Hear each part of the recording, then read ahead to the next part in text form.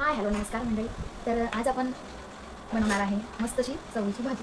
सिंपलमध्ये बनवणार आहे, जास्त काही तास नाही आहे. तर आपण पहिल्यांदा याला तर व्यवस्थित साफ करून घ्यायचे आणि त्याच्यानंतर व्यवस्थित त्याला कट करून घ्यायचं. तर चला मी याला छोट्या छोट्या कट करत आहे. आपण अशी व्यवस्थित अशी स्वच्छ धुवून कट करून घ्यायचे आहे. तर अशा पद्धतीने मी तिला एकदम बारीक आणि स्वच्छ धुवून घेऊन बारीक असे कट करून घेतलेले आहे.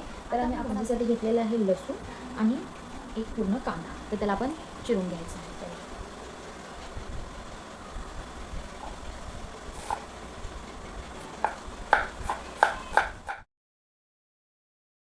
तर याच्यामध्ये आपण कढईमध्ये तेल टाकून घ्यायचं आहे. बारीक चिरून घेतलेला जो लसूण आहे तो आपण याच्यामध्ये पहिलं थोडं टाकायचं आहे. तेलामध्ये चांगलासा फ्राय करून घ्यायचा. लगेचच मग कांदाही त्याच्यामध्ये फ्राय करून घ्यायचा आहे. मग याच्यामध्येच आपण चवीनुसार थोडीशी हळद टाकून घ्यायची आहे आणि तिखट मसाला टाकून घ्यायचा आहे. आपण जी स्वच्छ धुवून घेतलेली चवळीची भाजी आपण त्याच्यामध्ये टाकून फ्राय करून घ्यायची आहे. आणि आता आपण हे आहे शेंगदाण्याचं कूट.